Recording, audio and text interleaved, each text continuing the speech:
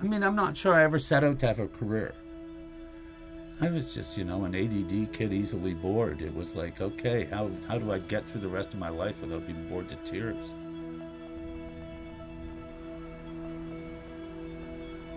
I think the world's a funny place. I think as soon as you try to define yourself in any way or make a statement about anything about yourself, as soon as you make it, it becomes untrue.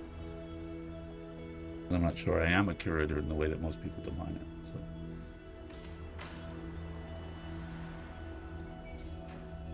Grunt's a 32-year-old artist-run center.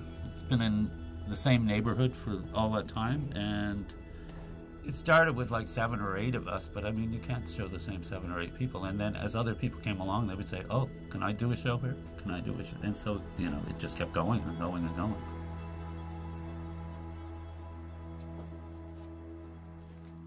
I started being interested in outsider artists, but then indigenous artists, but also performance artists, really. Performance art really kind of struck me.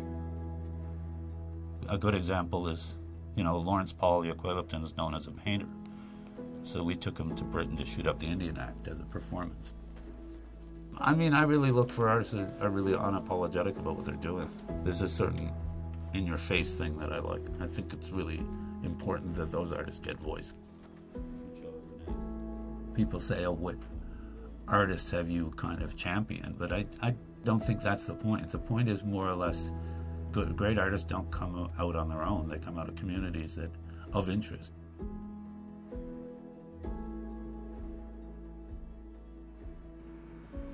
And I mean, you know, whether they're indigenous voices or different diverse community voices or queer voices, I mean, I think it's really important not to be tokenistic about this.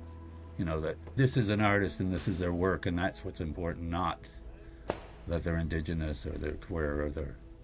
I really had to educate myself. And I've been really lucky. I've had some really amazing teachers, like Rebecca Belmore or Lawrence Paul Yaquelipton or Dana Claxton. Personally, and I think for everybody else in Grunt too, I mean, we don't really see art as an object. We see it more as a process you go through.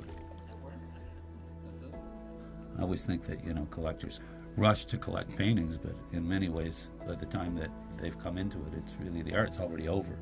It's all you've got left is the remnants of it. You know, it's all process. We just process and then we talk. Why I do it is because you never know where that'll bring you. And I think that's what we're all looking for, is just to get out of that mundane. You know, it's that, what was it? Samuel Beckett said, even the most interesting lives are painfully repetitious. You know, it's trying to break through that kind of barrier of the mundane every day and get to somewhere where you kind of go, wow, there's some joy or awe or something.